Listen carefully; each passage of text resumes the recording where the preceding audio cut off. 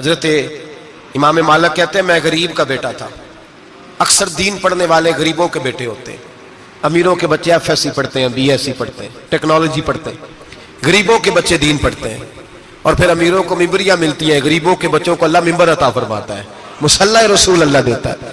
حضرت سیدنا امام ابو مالک فرماتے ہیں میں غریب کا بیٹا تھا اور میری 6-7 بہنیں, میں اکیلا بھائی تھا. آپ فرماتے ہیں میرے ابا جی فوت ہو گئے. میری امی پکڑ کے مجھے ایک دھوبی کی دکان پہ لے گئی, کہنے لگی اسے کپڑے دھونے کا طریقہ بتا دے, سلیقہ سمجھا دے, یہ بھی ایک چھوٹی سی لانڈری کی دکان کھول لے گا, میری بیٹیوں کا پیٹ پالے گا.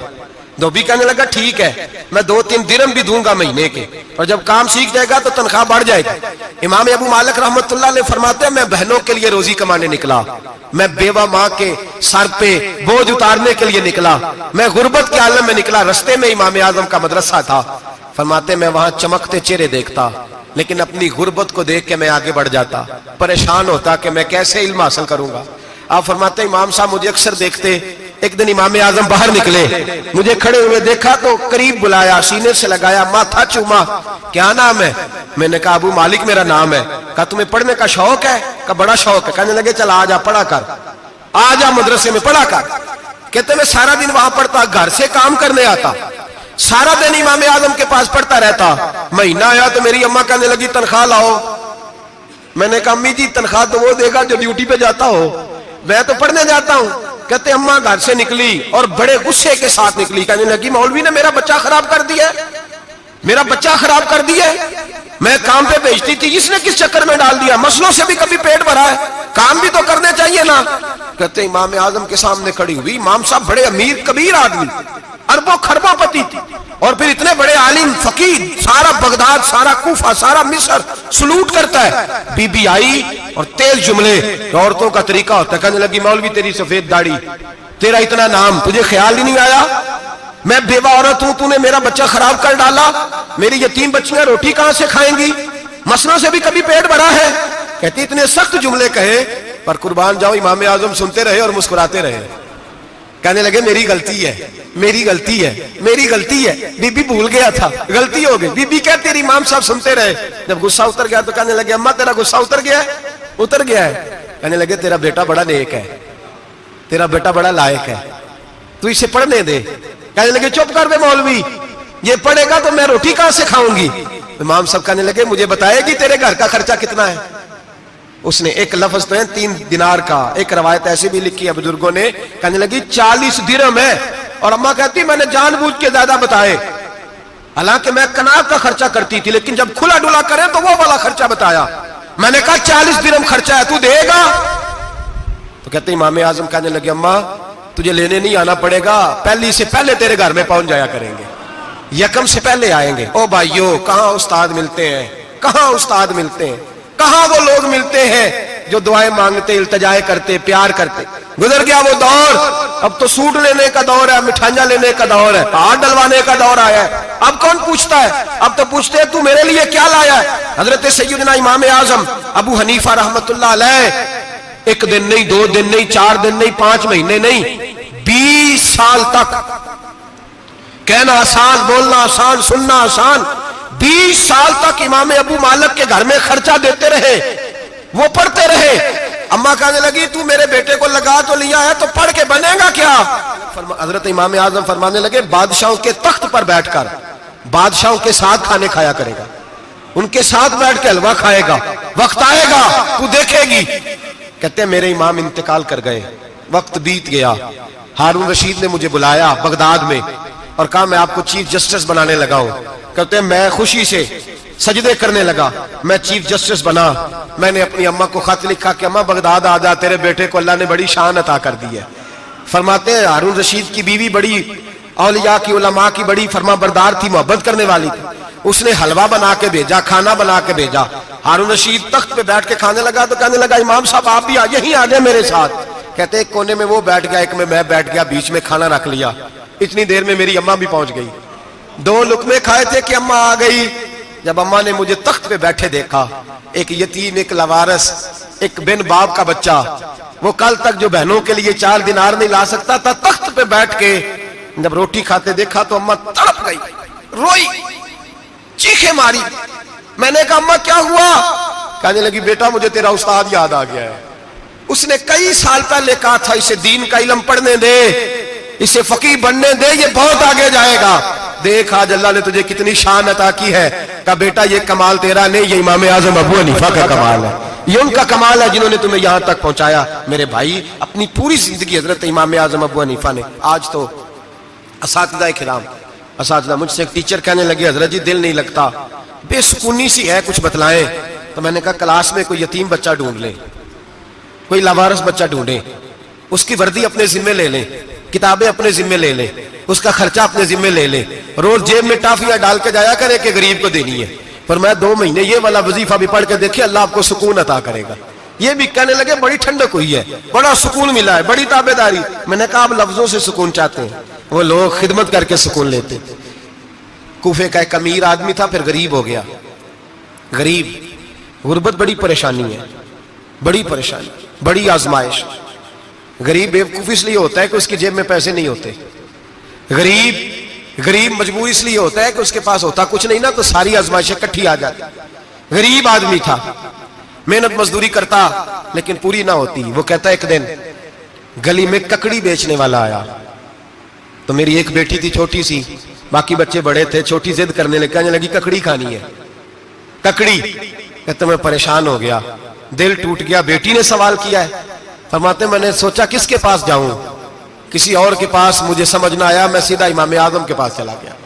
یہ شخص ہے جو مجھے دے گا بھی اور میرا پردہ بھی رکھے گا، مجھے دے گا بھی اور میرا، بولیے، میرا یہ پردہ بھی رکھے گا، یہ رسوا نہیں کرے گا، یہ فوٹو نہیں کھچائے گا، یہ فوٹو کھچا کے پہلے دن فیس بک پہ نہیں لگائے گا کہ میں غریبوں میں تھیلے بانٹ رہا ہوں، یہ اسی وقت اخبار والوں کو نہیں بلائے گا ایک تھیلا اور 6 اخباروں میں تصویریں، یہ اس طرح نہیں خیرات دے گا۔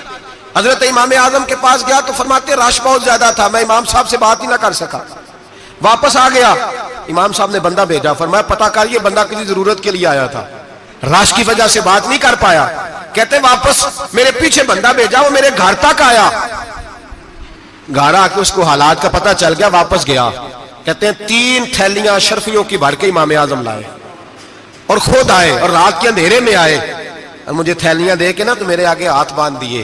میں نے کہا حضور ہاتھ کیوں باندھتے ہیں؟ آپ فرمانے لگے یار دکھ اس بات کا ہے کہ تو میرا پڑوسی تھا اور تیری غربت کا مجھے پتہ ہی نہیں چلا، تو میرے علاقے کا تھا اور میں نے سوچا ہی نہیں، میرا اپنا تھا مجھے خیال ہی نہیں آیا۔ فرمایا معاف کر دے، میری شکایت نہ کرنا کہ یہ میری طرف توجہ نہیں کرتا تھا۔ علم بھی تھا، عمل کا نور بھی تھا، تقوی کا حسن بھی تھا، غریب کی مدد کا جذبہ بھی تھا۔ آج لوگوں پر مال کا فتنہ سوار ہوتا ہے، سب پر نہیں لیکن زیادہ لوگوں پر۔ جیسے جیسے مال آتا جاتا ہے ویسے ویسے عقل بھی آتی جاتی ہے، ویسے ویسے سیانے بھی ہوتے جاتے ہیں۔ کہتے ہیں وہ بھی کمائے وہ بھی کرے، میں تو ٹیکنیکلی بڑا ہوں، میں عقل مندی، میں نے بڑی نہ بہن کی فکر رہتی ہے، نہ بھانجوں کی فکر رہتی ہے، نہ رشتہ دار کی فکر رہتی ہے، نہ دائیں بائیں کچھ دیکھتے ہیں۔ لوگ جیسے جیسے پاورفل ہوتے جاتے ہٹتے جاتے، کٹتے جاتے، امیروں سے گرانے لگتے جاتے، آگے کی طرف دیکھتے جاتے۔ امام اعظم ابو حنیفہ رحمۃ اللہ علیہ نے ساری زندگی پیار کیا، محبت بانٹی، علم، فقاہت، تقوی، روشنی۔ آج لوگوں کو علم ہوتا ہے پر علم کا نور نہیں ہوتا، ہمیں بہت ساری باتوں کا پتہ ہوتا ہے پر وہ باتیں ہمارے لفظوں میں ہوتی ہیں، ہم اس کے حسن سے آگاہ۔ اور اگر میں یہ کہہ دوں کہ ہمیں ان باتوں پر یقین کامل نہیں ہوتا، کہہ رہے ہوتے ہیں، ہم سمجھتے ہیں، بڑی باتیں کرتے ہیں، لیکن ان باتوں کے پیچھے جو عمل کا جذبہ ہے وہ پھیکا ہوتا ہے۔ امام اعظم ابو حنیفہ رحمۃ اللہ تعالی علیہ جتنے بڑے عالم تھے اتنا ہی بڑا خوف تھا اللہ کا دل میں، اتنا ہی بڑا خوف تھا۔ ایک آدمی کہتا ہے میں نے امام صاحب سے مسئلہ پوچھنا تھا، میں نے عشاء کی نماز امام صاحب کے پیچھے پڑھی، کتنی لوگ باتیں سنتے ہیں، اس کا اثر کتنا لیتے ہیں، لیکن امام صاحب رحمۃ اللہ علیہ کا طریقہ کیا تھا؟ کہتے میں نے امام صاحب کے ساتھ نماز پڑھی مسجد میں، تو قاری صاحب نے قرآن پڑھا، اذا زلزلت الارض زلزالها واخرجت الارض اثقالها، فرماتے ہیں آخری 2 آیتیں پڑھی، فمن يعمل مثقال ذرۃ خیرا یرہ ومن يعمل مثقال ذرۃ شرا یرہ۔ اللہ فرماتے ہیں میں قیامت کے دن تیرے ذرے ذرے کا حساب کروں گا، ذرہ برابر نیکی ہوئی تو تیرے سامنے آئی، ذرہ برابر گناہ ہوا تو تیرے کس کے برابر؟ جی وہ کتنا ہوتا ہے؟ ریت کا 1 ذرہ، اس کے برابر بھی گناہ ہوا تو تیرے سامنے، یہ اللہ کہہ دیا ہے، تو ایسا انشاءاللہ ہو کے رہے گا۔ اللہ ایک دفعہ دکھائے گا، دعا فرمائے اللہ ہمیں معافی عطا فرمائے، اللہ ہم سے درگزر فرمائے، اللہ ہمیں بخشے ہوئوں میں شامل فرمائے۔ یہ آیت امام صاحب نے سنی تو کہتے ہیں میں نمازی سارے چلے گئے تو امام صاحب بیٹھے اور یوں نہ اپنی داڑھی پکڑ لی, چراغ ٹمٹما رہا, کہتے ہیں داڑھی پکڑ لی اور امام صاحب بیٹھے. میں نے کہا کہ کسی محویت کے عالم میں ہے, سوچ میں, چلے میں تھوڑی دیر میں آتا ہوں. کہتے ہیں میں 2 گھنٹے کے بعد آیا تو امام صاحب ایسے بیٹھے ہیں داڑھی پکڑی ہوئی. میں نے کہا ٹھہر کے آتا ہوں. میں پھر 1-1.5 گھنٹے کے بعد گیا تو ویسے بیٹھے. کہتے ہیں تہجد کا وقت ہو گیا, میں مسجد میں گیا تو چراغ ٹمٹمانے لگا, ختم ہونے کے قریب آ گیا. امام صاحب بیٹھے, اب میں نے دیکھا کہ آنکھیں آنسوؤں سے بھری ہوئی ہیں اور اپنی داڑھی پکڑ کے کھینچ رہے ہیں اور کہتے ہیں یا اللہ تو اگر ذرے ذرے کا حساب لے گا تو ابو حنیفہ تو الجھ جائے گا. اے اللہ تو ذرے ذرے کے بارے میں پوچھے گا تو میں تو نہیں جواب دے سکتا. خدا بندہ اس طرح کر, میرے ان سفید بالوں پہ رحم کھا. اے اللہ میرے بڑھاپے پہ مہربانی فرما, مجھ سے نہ ذرے ذرے کا پوچھنا, میں بڑا کمزور ہوں, میں نہیں جواب دے سکتا. مولا مجھ سے درگزر والا معاملہ کر. کہتے تڑپ رہے ہیں امام صاحب. فجر کی اذان ہوئی تو امام صاحب نے دائیں بائیں دیکھا, میں پیچھے کھڑا تھا.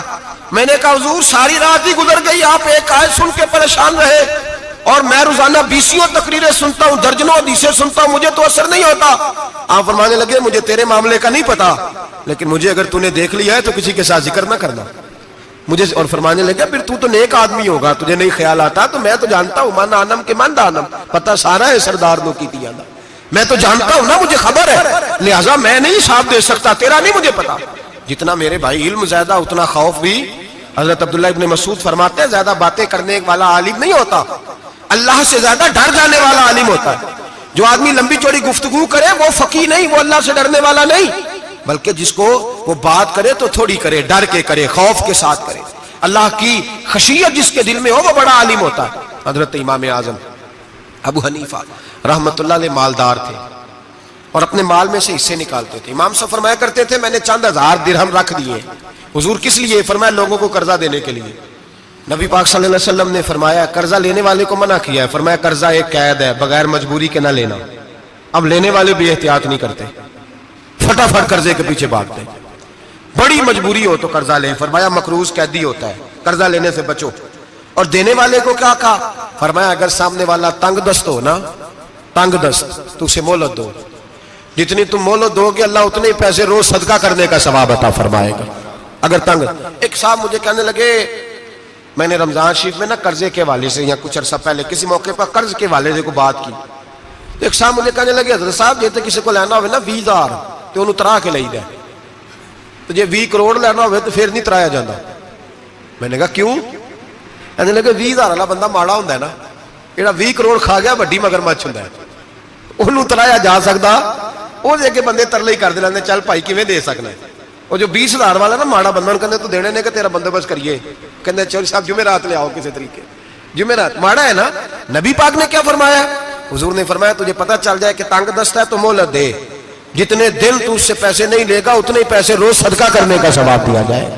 اب لوگ جو تگڑی موٹے مگرمچھ ہیں ان کو مہلت دیتے ہیں, وہ کہتے ہیں جا جتھوں لب نہیں لے, پھر کہتے ہیں نہیں آپ بتائیں آپ کیسے دے سکتے. اور ماڑا بندہ انہیں 2,000 دینا ہے دکان کا, اس کو دکاندار کہتا ہے کل سائیکل لے کے تب گزرنا میرے آگے سے اگر پیسے دینے ہیں تو میں نے سائیکل رکھ لینا.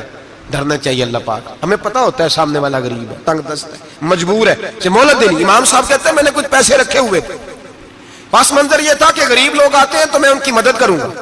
امام اعظم ابو حنیفہ نے ایک بندے سے پیسے لینے تھے اور حال یہ تھا کہ آپ دھوپ میں کھڑے تھے, ساتھ اس بندے کا مکان تھا. لوگوں نے کہا حضرت دیوار کے سائے میں ہو جائے. فرمانے لگے اس سے پیسے لینے ہیں, اگر سائے میں کھڑا ہوا تو سود میں شمار ہو جائے گا, میں اس سے فائدہ نہیں لے سکتا. ایک بندے سے قرضہ لینا تھا, وہ آپ کو دیکھ کے گلی اور دوسری گلی میں چلا گیا, راستہ بدل گیا اور چھپ گیا. امام صاحب رونے لگے, کہنے لگے اے اللہ میں اتنا برا ہو گیا ہوں کہ تیرے بندے مجھ سے چھپنے لگے. اس کو ڈھونڈ کے لائے, کیوں چھپتا ہے؟ کہا حضور آپ کے پیسے دینے ہیں. آپ نے فرمایا جا میں نے اللہ کی رضا کے لیے معاف کیے, آج کے بعد چھپنا نہ, اس لیے میں نہیں چاہتا کہ تجھے کوفت ہو, تو میری طرف دیکھ کے چھپنے لگا ہے, میری طرف دیکھ کے. غریب تو بھائی گلیوں میں گھستے پھرتے ہیں کہ کوئی بندہ مل نہ جائے. مقروض آدمی پتہ اس وقت چلتا ہے جب خودکشی کر گیا, پتہ اس وقت چلتا ہے پھر لوگ آتے ہیں اس کے بچوں کو کہتے ہیں فکر نہ کرنا ہم تیرے ساتھ ہیں, تو اس کے ساتھ ہونا تھا, ان کا سایہ بچ جاتا. اب آئے ہو امام اعظم ابو حنیفہ رحمت اللہ تعالیٰ علیہ لوگوں کو سہولت دیتے, آسانی دیتے, پیار کرتے, محبت کرتے. ہم لوگوں کا مزاج ایسا نہیں ہے, ہماری اخلاقیات کے اندر وہ حسن نہیں جو ہمارے بزرگ ہمیں دے کے گئے. اور پھر چھوٹی چھوٹی باتوں میں حقوق العباد کا خیال کرتے, چھوٹی چھوٹی باتوں. ہم تو گالی دے کے بھی کہتے ہیں نا چل کیا ہو گیا, گالی دی ہے نا. میں نے دیکھا ہے سائیکل والے کی ٹکر اگر پجارو والے کے ساتھ ہو جائے تو معافی سائیکل والے نے مانگنی ہے, کیونکہ وہ سائیکل پہ بیٹھا ہے نا, اس کی غلطی یہ ہے کہ وہ سائیکل پہ بیٹھا ہے. معافی سائیکل والے نے مانگنی ہے, پجارو والا نہیں مانگے گا. ہو سکتا ہے سائیکل والا اٹھ کے کہے جناب مجھ سے غلطی ہو گئی, مجھے پتہ ہی نہیں تھا کہ آپ تھے, ورنہ میں آپ کے آگے نہ آتا. سائیکل والا مجبور ہے کیونکہ اس کے پاس پجارو نہیں, اور پجارو والا تو شیشہ نہیں نیچے کرتا, کہتا دھوپ آئے گی, گاڑی بڑی مشکل سے ٹھنڈی کی ہے. نیچے اتر کے ملازم کہتا ہے اس کو پوچھو اگر کوئی 200-400 کا نقصان ہوا تو 500 دے دو. مزاج ہے. امام اعظم ابو حنیفہ رحمۃ اللہ علیہ عالم, حقوق العباد کا چھوٹی چھوٹی. آپ کے شاگردوں میں سے کسی کے چہرے پہ شکن آتا تو 20 بار پوچھتے کوئی پریشانی ہے میرے بیٹے کو, کیا ہو گیا. ساری زندگی سایہ دار شجر کی طرح گزاری, ساری زندگی شاگردوں پر مریدوں پر محبت کا سائبان رہا, ٹھنڈی چھاؤں رہی امام صاحب کی. امام اعظم ابو حنیفہ رحمۃ اللہ تعالی علیہ گلی سے گزر رہے تھے, لکڑی کے جوتے پہنا کرتے تھے, کھڑاؤں. ایک نوجوان بچے کے پیر پہ پیر آ گیا تو کہنے لگا امام اللہ سے ڈر جا. یہ لفظ گئے تو امام صاحب کی چیخ ہی نکل گئی. کئی گھنٹے بے ہوش رہے. لوگوں نے کہا حضور کیا ہوا؟ فرمانے لگے تم نے سنا نہیں, چھوٹے چھوٹے جوان بھی کہتے ہیں کہ ابو حنیفہ اللہ سے نہیں ڈرتا, اللہ کی مخلوق کہتی ہے نہیں ڈرتا. اگر یہ کہہ رہے ہیں تو میرا کیا بنے گا. کئی دن روتے گزر گئے. لوگ اس بچے کو لائے, آگے کہنے لگا حضور آپ تو پریشان ہو گئے, میں نے تو محاورتاً کہا تھا, محاورتاً کہا تھا کہ آپ اللہ سے نہیں ڈرتے. فرمانے لگے بیٹے مجھے محاوروں کا نہیں پتا, جب رب کے خوف کا نام آتا ہے تو جملے سیدھے میرے دل سے جا کے ٹکراتے, سیدھے دل سے جا کے ٹکراتے. گلی سے گزر رہے, لکڑی کے جوتے پہنے, کھڑاؤں, بارش ہے, کیچڑ ہے. ایک دیوار کے قریب سے گزرے تو تھوڑا سا کیچڑ اڑ کے نا تو دیوار پہ پڑ گیا. یہاں ٹرالی والا ساری دیوار توڑ جاتا ہے اور کہتا ہے چلو میں نے کون سا جان بوجھ کے کیا ہے. یہاں لوگوں کا گھر توڑ جاتے ہیں, کہتے ہیں چلو بتاؤ کتنا خرچہ آیا تھا. فوری طور پہ لوگ ماننے کو تیار ہی نہیں. امام صاحب کے پیروں سے, یہ باریکی سمجھے, یہ حقوق العباد کا مسئلہ ہے. جو جاننے والے ہوتے تھے ان کا یہ طرز زندگی تھا. کیچڑ اڑا پیروں سے اور ایک آدمی کی دیوار پہ پڑ گیا. امام صاحب کھڑے ہیں, سوچ رہے کروں تو کیا کروں. شاگرد ساتھ ہے, حضرت جی کیا پریشانی ہے؟ آپ فرمانے لگے میں نے اس کی دیوار گندی کر دی ہے, صاف نہ کروں تو بھی ظلم ہے, اور اگر صاف کروں تو دیوار کچی ہے. جب صاف کروں گا تو کچھ مٹی اتر جائے گی, تو کسی کے گھر کی مٹی اتارنا یہ بھی ظلم ہے. اب میں دو پریشانیوں میں الجھ گیا ہوں, کدھر جاؤں؟ کہا حضرت جی پھر. فرمایا اس کے دروازے پہ دستک دو. دروازے پہ دستک دی تو جو بندہ باہر آیا وہ مجوسی تھا, آگ کی پوجا کرنے والا تھا. امام صاحب کہنے لگے مجھے جانتے ہو؟ کہنے لگے حضور سارا کوفہ جانتا ہے, سارا بغداد جانتا ہے, ساری دنیا جانتی ہے آپ مسلمانوں کے امام ہیں, لوگ جانتے. آپ نے فرمایا یار مجھ سے غلطی ہو گئی ہے. وہ کیا؟ آپ فرمانے لگے میں اپنے انداز میں گزر رہا تھا, بوڑھا آدمی ہوں, خیال نہیں آیا, تھوڑا کیچڑ اڑ کے تیری دیوار پہ لگ گیا ہے. میرے بھائی یہ کوئی فرشتے تھوڑی تھے, یہی زمین پہ بسنے والے لوگ تھے, احتیاط والے لوگ تھے. ہم لوگوں نے پتہ نہیں اپنا مزاج اتنا سخت کیوں بنا لیا ہے. کتنے لوگوں کو لتاڑ کے, کتنی پگڑیاں اچھال کے, کتنے حقوق العباد ضائع کر کے بھی ہم اسی طرح کے مطمئن ہیں. کہاں سے تسلی لاتے ہیں ہم, کہاں سے اپنے آپ کو ٹھنڈک دیتے ہیں, کیسے اپنے آپ کو ہم سکون دے لیتے ہیں کسی کو تکلیف دے کے. کس طرح سکون کی نیند آتی ہے جب کوئی پریشان ہوتا, کیوں ہمارا دل پتھر ہو گیا. اعلیٰ حضرت فرمایا کرتے تھے جا کسی سے جا کے علاج کرا, تیرے سینے میں جو دل دھڑک رہا ہے وہ سخت ہو گیا, جا کسی سے جا کے اس کی دوائی کھا, تجھے خیال ہی نہیں آتا تڑپتے لوگوں کو دیکھ کر, جا کے علاج کرا, اگر ایسے ہی مر گیا تو حالات تیرے حق میں اچھے نہیں ہوں گے. حضرت امام صاحب تڑپ رہے ہیں اور اس شخص کے سامنے آہوزاری کر رہے ہیں جو مجوسی بھی ہے, غریب بھی ہے, کچے گھر میں رہتا ہے. فرمایا یار بتاؤ کیا کروں. امام صاحب باتیں کر رہے ہیں تو وہ آدمی حیرت میں کھو گیا, کبھی دیوار دیکھتا, کبھی اپنا آپ دیکھتا, کبھی امام صاحب کو دیکھتا, دائیں بائیں دیکھتا, پسینے آنے لگے, پتہ نہیں کیا سوچوں کا مد و جزر چلنے لگا, کہاں بات گئی, کہاں تک اس کی سوچ گئی, کہاں پلٹ کے آئی. کہنے لگا امام صاحب میں تو چوک میں رہتا ہوں, روزانہ پتہ نہیں کتنی گاڑیاں مٹی برسا جاتی ہیں, کبھی کوئی نہیں آیا, آپ کو کیا ہوا؟ آپ فرمانے لگے مجھے کسی کا نہیں پتا, مجھے تو میں نے جو قرآن حدیث پڑھا ہے مجھے تو ڈر آ رہا ہے, مجھے بتا تو معافی دیتا ہے کہ نہیں, تیری دیوار صاف ہوگی کہ نہیں. کہنے لگا حضور دیوار کو چھوڑے, پہلے کلمہ پڑھائے, میرا دل تو صاف کر دے. کہنے لگا اتنا میٹھا دین, اتنا پیارا دین, اتنا خوبصورت دین کہ غریب کی دیوار پر کیچڑ لگ جائے اور آپ کو اتنی تکلیف ہو, میں اس دین سے دور کیوں ہوں. یہاں روز یورپ کہتا ہے کہ مسلمان جھوٹی شادیاں کرتے ہیں, دنگا فساد کرتے ہیں, نیشنلٹی لینے کے لیے جھوٹ بولتے ہیں, جانے کس کس قسم کے لوگ پاپڑ بیلتے ہیں، کس کس طرح اپنا ایمان بیچتے ہیں، کیا انداز ہم اختیار کرتے ہیں۔ ہمارے کردار نے لوگوں کو مذہب اور دین کا باغی بنا دیا۔ ہمارے بزرگوں کا طریقہ یہ تھا کہ چھوٹی چھوٹی باتوں کا خیال کرتے، چھوٹی چھوٹی باتوں کا۔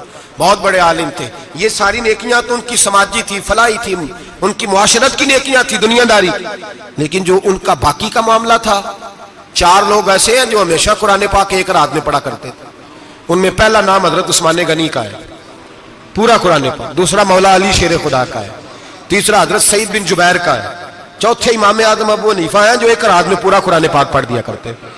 جس جگہ امام اعظم کی قبر بنی ہوئی ہے نا، اعظمیہ ایک محلہ ہے بغداد کا، اس کا نام ہی اعظمیہ، امام صاحب کے نام، جہاں قبر بنی ہوئی ہے، وہاں بیٹھ کے امام اعظم ابو حنیفہ نے 60 مرتبہ قرآن پاک ختم کیا، خود پڑھا، خود فرمایا یہاں میں نے دفن ہونا ہے۔ اس جگہ 60 قرآن پاک پڑھے۔ رمضان کا مہینہ آتا تھا تو امام صاحب ایک قرآن پاک دن میں پڑھتے تھے، ایک رات کو پڑھا کرتے تھے، ایک قرآن پاک سنایا کرتے تھے۔ امام صاحب رحمۃ اللہ علیہ ساری رات نفل پڑھتے۔ لوگ کہتے ہیں کہ امام صاحب کی رات نماز کے لیے کھڑے ہوتے تو ایک رکعت میں 15 سپارے پڑھتے، تو لوگ کہتے تھے یہ ابو حنیفہ نہیں، یہ تو کسی نے پلر کھڑا کر دیا، یہ تو کوئی ستون ہے، رکوع ہی نہیں کرتا، پورے 15 سپارے۔ یہاں تو ابھی تراویح آئیں گی، لوگ پہلے سے کہنے لگ گئے بڑی گرمیوں کے روزے، بڑی گرمیوں کے روزے، اور آ تو لینے دے بھائی، پہنچ تو لینے دے رمضان شریف کو، اللہ بڑا مہربان ہے، ہر چیز کو بدلنے پہ قادر ہے۔ پہلے سے لوگ تیاری کر رہے ہیں، مسجدیں ڈھونڈیں گے جائے اسی اچھا ہو، قرآن جلدی پڑھا جائے، ڈھونڈ کے۔ امام صاحب رحمۃ اللہ تعالیٰ علیہ، اور میں اکثر کہا کرتا ہوں، میں کہتا ہوں تو تراویح میں کھڑا نہیں ہوتا، پاسپورٹ کے دفتر کھڑا ہو جاتا ہے 2 گھنٹے، شناختی کارڈ کے دفتر تو 3 گھنٹے کھڑا ہو لیتا ہے۔ یہ تیرا ظلم ہے اپنی ذات کے ساتھ کہ تجھے قرآن کے لیے کھڑا نہیں ہوا جاتا، دنیا داری کے لیے کھڑا، وہ پروجیکٹر کرانے جائے تو چاہے تجھے 4 گھنٹے لائن میں کھڑا ہونا پڑے، وہاں تو کھڑا ہو لیتا ہے۔ اللہ سے ڈر، اپنی تھوڑی سی دنیا داری کے لیے سارا کچھ کر لیتا ہے۔ حضرت امام صاحب رحمۃ اللہ تعالیٰ علیہ تقویٰ اور طہارت کے پہاڑ 55 حج کیے امام اعظم نے۔ کتنے؟ 55 حج فرمائے۔ آج ایک مشقت والا کام ہے، جدوجہد والا کام ہے، جوان بھی تھک جاتے ہیں، کہتے ہیں بڑا مشکل ہے جی، اور یہ جتنا مرضی آسان ہو گیا قیامت تک اس نے مشکل ہی رہنا ہے، اس لیے کہ یہ ایک مجاہدہ ہے۔ 55 حج کیے۔ آخری حج پہ گئے تو کعبے کے مجاور کو کہنے لگے ذرا کھول نہیں دیتے کعبے کا دروازہ، میرا اندر جانے کو دل کرتا ہے۔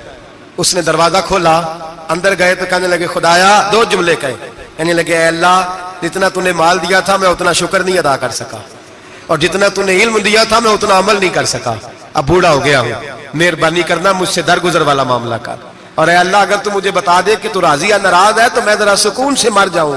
کہتے ہیں کعبے کی دیواروں سے آواز آنے لگی، ابو حنیفہ تیرا رب تجھ سے بڑا راضی ہے۔ داتا گنج بخش علی اجمیری جیسا بابا 1000 سال پہلے لکھ کے گئے کشف الماجود میں، داتا صاحب نے لکھا ہے 1000 سال پہلے کشف الماجود میں۔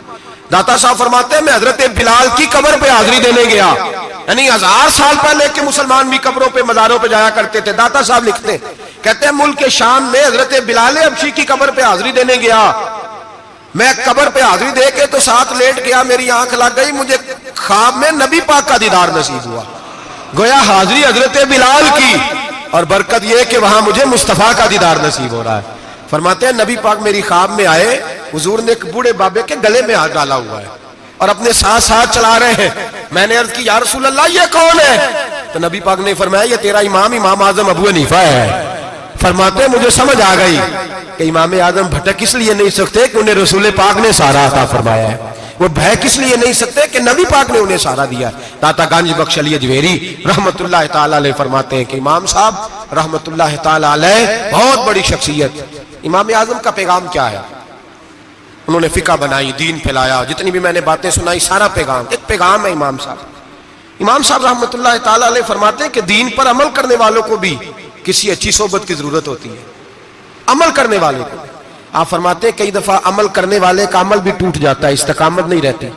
فرماتے ہیں اچھی صحبتیں تلاش کرو، ان کے پاس بیٹھا کرو، ورنہ ہو سکتا ہے جو عمل تم کر رہے ہو اس میں کمی آ جائے۔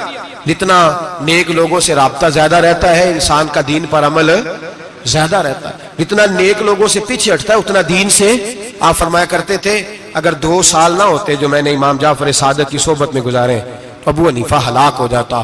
اپنے آپ کو رب کریم کے بندوں کے ساتھ لگا کے رکھیں، جوڑ کے رکھیں، اگر ہمارا رب کریم کے بندوں سے رشتہ رہے گا تو قرآن و سنت سے رشتہ رہے گا. اللہ تعالی ہمیں ان بزرگوں کے نقوش سیرت پر عمل کی توفیق عطا کرے. آخر دعوانا ان الحمدللہ رب العالمین.